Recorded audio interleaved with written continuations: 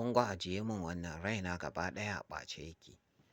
Gaba ɗaya sun raina min wayo, rainin wayo ne kawai ba wani abu ba. Kuma sun ga idan suka ci gaba da biya na kafin kwantiragina ya ƙare, mugun talaucewa za su yi. Dama me aka yi PSG? Na zo ne dama na wanke garori na kwashe kuɗinsu. Kuma idan ka duba tarihi ba su da wani ɗan ƙwallo kamata, tunda babu wanda ya taɓa cin Ballon d'Or a PSG. Sai ni kaɗai ne ka yi gwagulin ka duba ka gani. Ni kaɗai ne na ci Ballon d'Or.